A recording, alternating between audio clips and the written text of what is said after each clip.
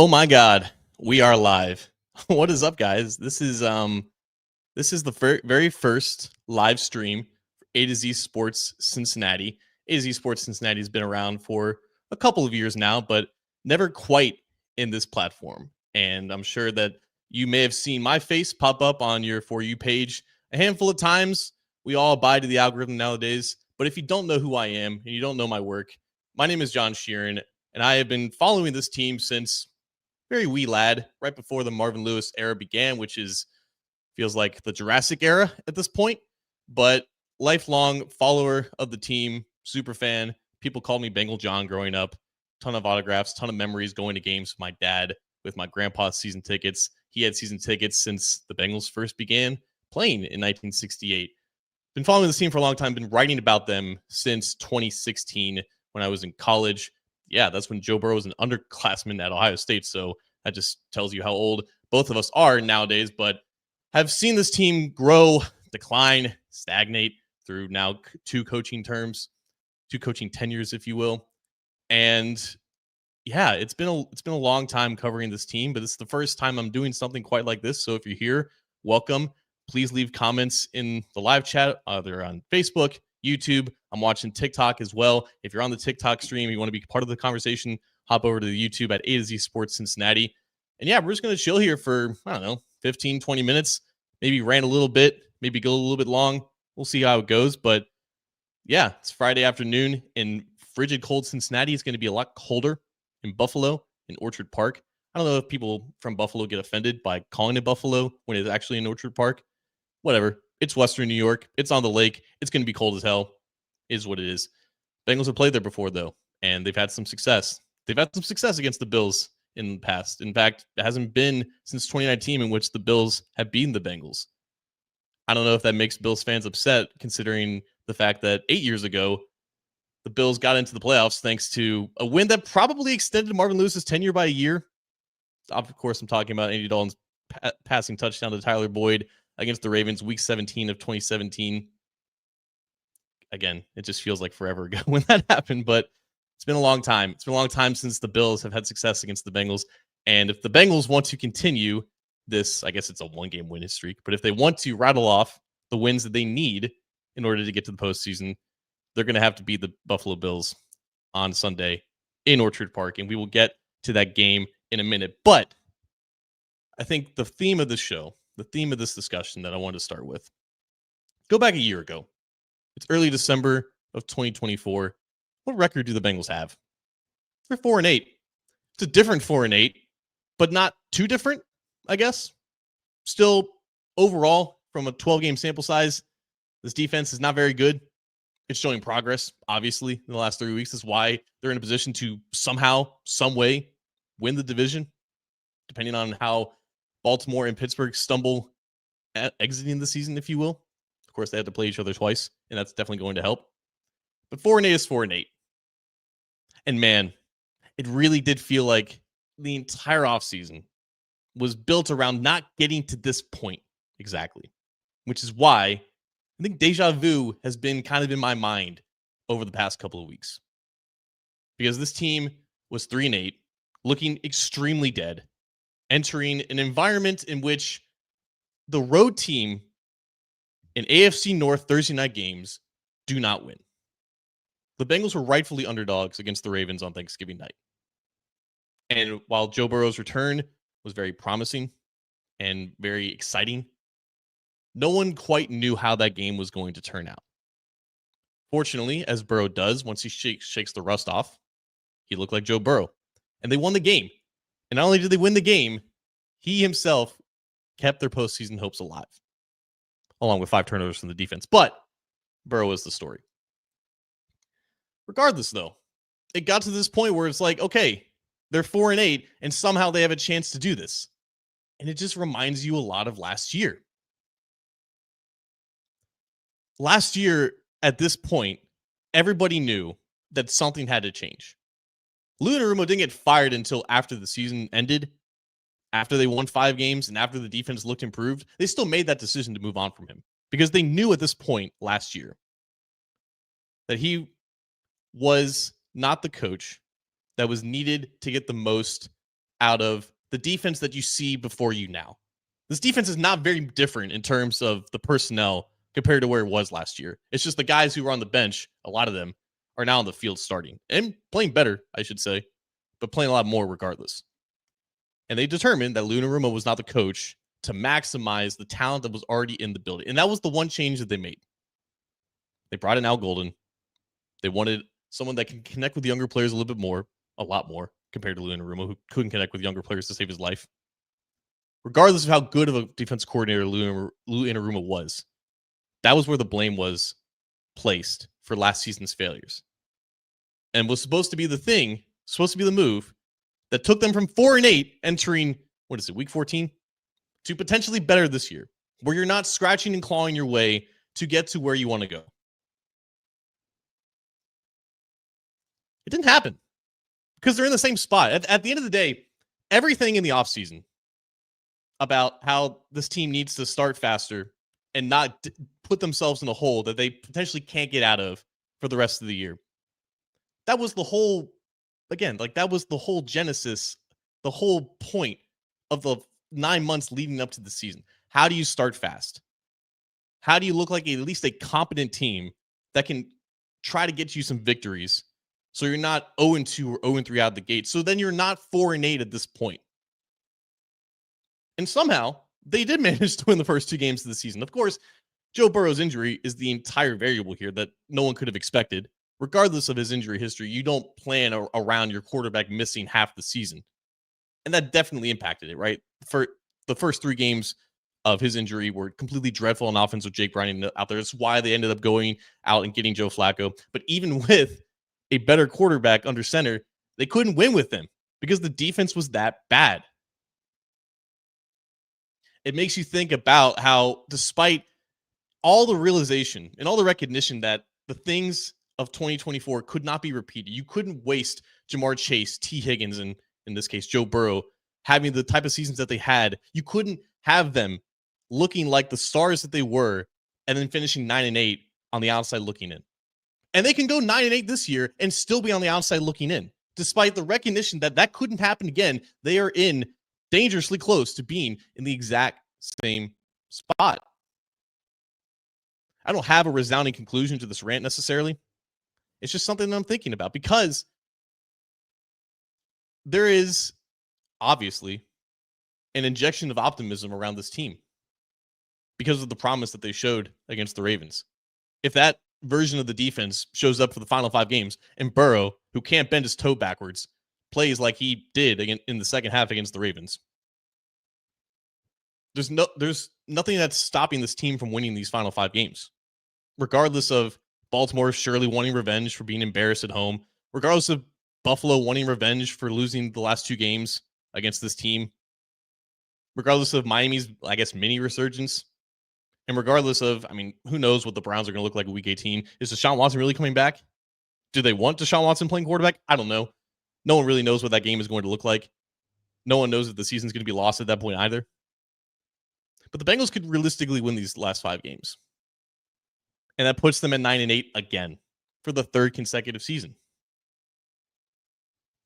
Do we want to keep continuing the cycle? I don't. Regardless if they can make the postseason, regardless if they can win the division at 9-8. And I guess that's all that matters, really, in terms of looking at it from a team perspective. I'm sure that's all that matters to the people in the locker room. But it's what I was thinking about at the end of the Ravens game.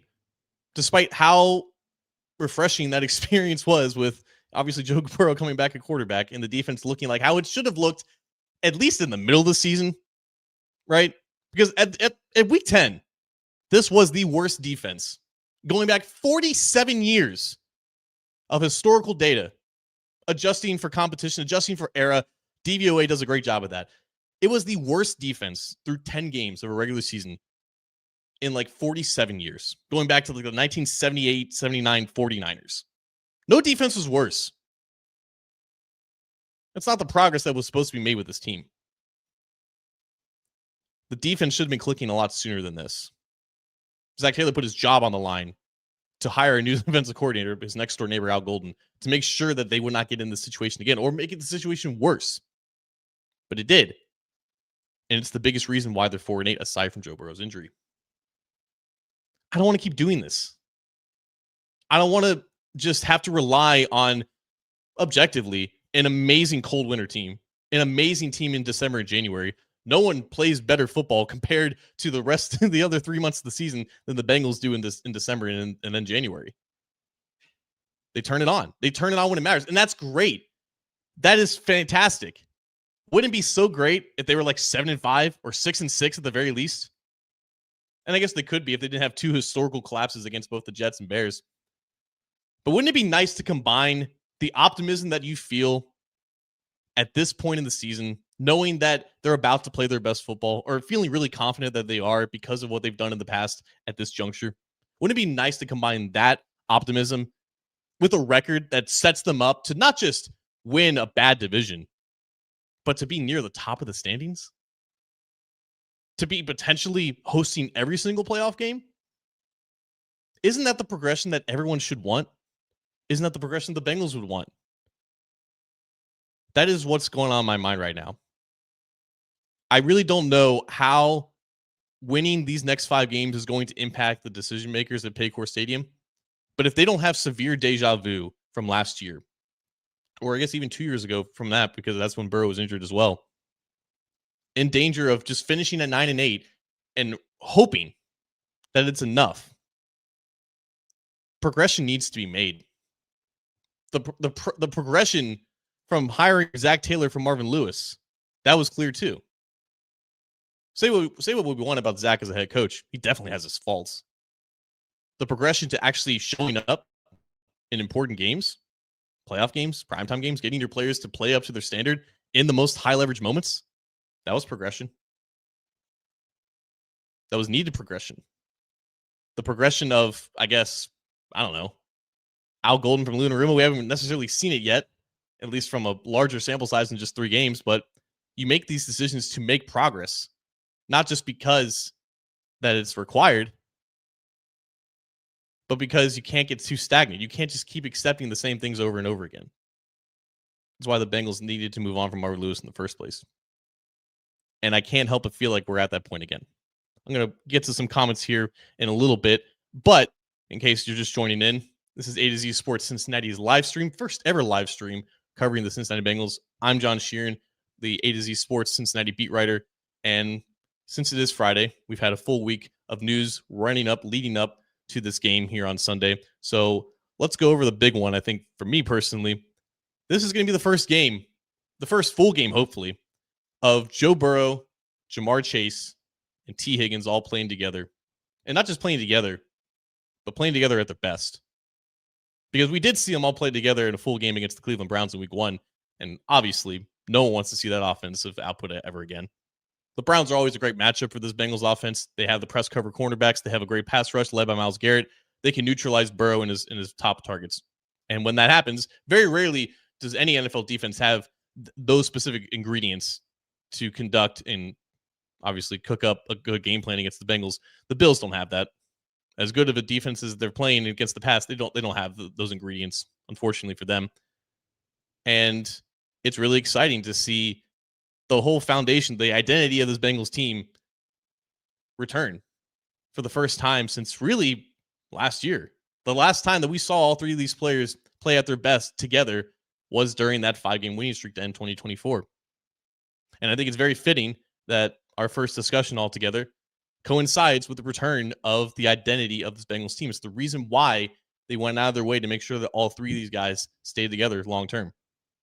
Because when they're all on the field, the Bengals aren't unbeatable, but they're pretty damn tough to beat.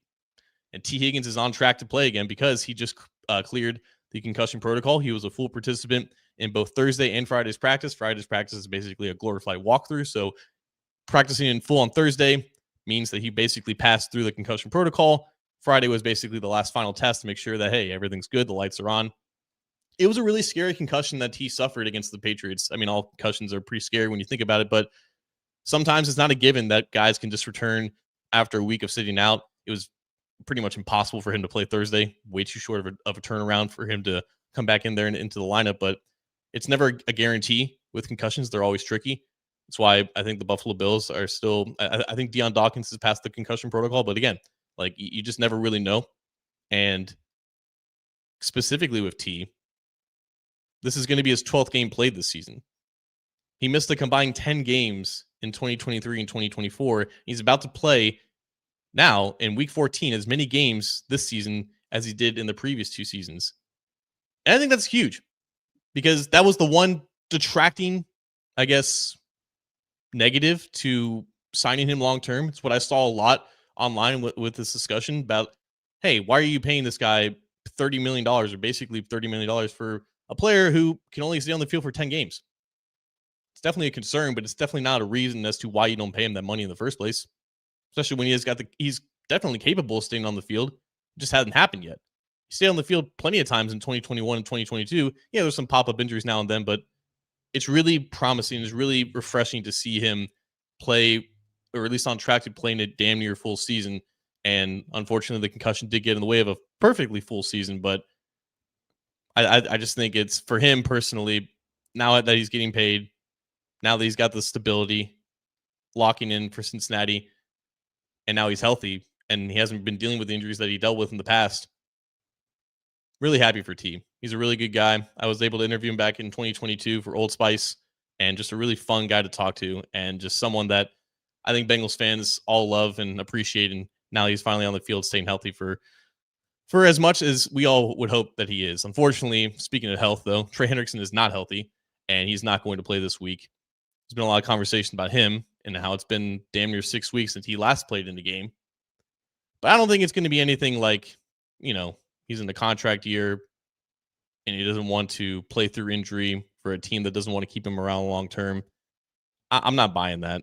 I'm not buying the fact that this guy, who is well known to be a psychopath in terms of always wanting to play and always giving 100% on the field, I'm not buying the fact that he may not want to put his body on the line. It's different, obviously, when you're talking about training camp and the offseason program. Yes, you have to make a statement to the organization that I'm serious about getting paid, and all of that netted him, I guess, an additional $14 million this year. Not exactly what he wanted, but he utilizes leverage in the moments in which they didn't absolutely need him. But now the Bengals still do need him. And the reason why I think he hasn't been placed on injured reserve yet, or at all, is because they weren't sure how serious that injury was, or maybe they miscalculated how quickly he could be able to come back. But putting him on IR takes him out for 4 weeks.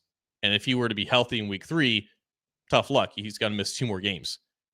As soon as he is healthy, they would want him out there immediately because he's still, at the end of the day, their best defensive player. And before he got injured, he averaged a sack every 20 or so pass rushing snaps. He had 4 sacks in the first 6 games. So I don't think this is a situation in which he doesn't want to play. He doesn't want to risk his body. I think this is just an unfortunate, this injury is a little bit worse than what people expected. Maybe there is some frustration in the building about how it's not recovering as quickly as possible, but they want him out there as soon as possible. I think he wants to get out there as soon as possible, and that's just how that's going to go. We're going to get to some questions here.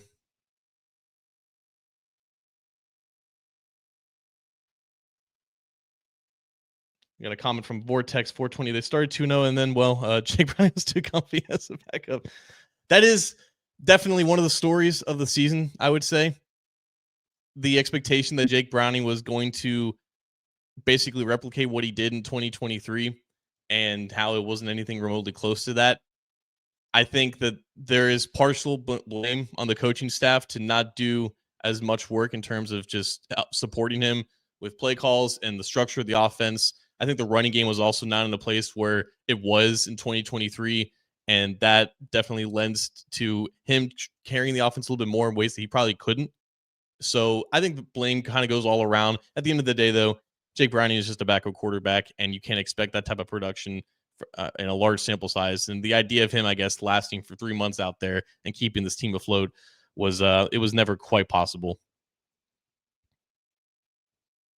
From Austin Zard, they have to win the next 5 games in the AFC for the AFC recipe to go right, or else it's over. I don't think I read that right exactly, but yeah, like, again, you don't want to be in the situation, but fortunately, I think the path to getting to the postseason is a little bit less convoluted than it was last year.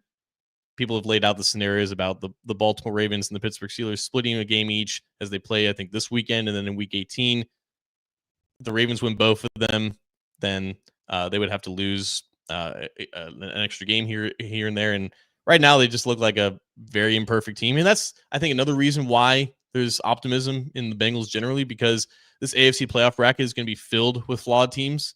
And if the Bengals can just be one of the flawed teams in there with a home playoff game to boot, who's to stop them from running the table necessarily when things get hot? I think the fact that it's been a down year for the NFL's elite definitely plays into the Bengals' favor, and that can help them out there. And fortunately for them, the path to getting in there is going to be a little bit easier. 42 seconds, my goat. Well, thank you, 42 seconds. I appreciate that. We're going to be here a couple more minutes. Here's a comment from Facebook, Frank Ramirez. I believe if Burrow plays against the Patriots, they win that game. Maybe. It's definitely a terrible game from Joe Flacco, right? I mean, the pick six was inexcusable, and obviously they lost by 6, so you can kind of just do the math there. I also think that if they play that game again and Burrow was out there, I don't think Drake May plays as bad as he did, because let's be honest, Drake May looked like he was frazzled for the first, quarter and a half of that game, making some terrible plays. Yeah, if you just hypothetically threw Burrow in to the Bengals offense and Drake May played the same, then yeah, the Bengals probably win that game. The Bengals probably beat at least one of the Jets or the Bears, maybe as well. I don't know. It's hard to play these hypotheticals with a completely different quarterback in there, because obviously Joe Flacco played well enough in most of those games. It's a tricky conversation, I think, when you're talking about how well the defense could have played with more confidence in maybe Burrow at quarterback compared to Flacco. Players have commented on how, Burrow's presence himself like boosts the rest of the team. And it's tough for me to talk about that, because we just don't know at the end of the day. And yes, like there is an injection of energy, I think, when the face of the franchise comes back and he's out there and he's playing through injury, and that definitely has sort of an impact. But no, it's really inexcusable how the Bengals only won one game when Joe Flacco was playing like he did. And it's definitely a move that the Bengals should be commended for actually getting Flacco in the first place. I just hope that the fact that they didn't have a lot of success in terms of winning and losing doesn't detract them from going out there and making aggressive moves when the opportunity is right. Because it's not the same as like trading away one of your premium draft picks for a player when you're desperate, right? The Bengals are probably never going to do that. Like if they were like 5-3 at the deadline and they suffered a major injury at defensive end, and there was a defensive end from another team being floated out there as like a trade piece, the Bengals are never going to be the team that offers their second round pick for that guy who may be looking for a new contract. But he would be the guy that puts the defense or puts a certain position group over the edge to make sure that they're still one of the best teams in the league. The Bengals ultimately, at the end of the day, traded for Joe Flacco because they needed to, because Jake Browning was just that unusable as a starting quarterback. And when they're in those desperate situations and they don't have to give up very much in terms of whether it's draft picks, whether it's money, whatever the case may be, that's when the Bengals can strike. That's when they've always been comfortable at striking. And despite that, I think trading for a quarterback in the first place in the middle of the season was still a relatively refreshing move for them to make. So it was promising to see. And I hope that if the time comes again for a move to be made like that, they don't hesitate regardless of how it failed or succeeded in terms of winning and losing. But man, we've almost been going for 25 minutes. I was playing about 15 to 20, and naturally, my brain kind of goes a little bit long, but I think we're going to wrap this here up. And it was great to see all of you guys in the comment section, in the TikTok live. We got 166 likes in there. We got, 512, 513, 513 area code of Cincinnati, 513 total visitors, total viewers on this stream. Not bad. As you can tell, I'm still very rusty at this. Typically, there's a person next to me in terms of a co-host who's able to do all the heavy lifting.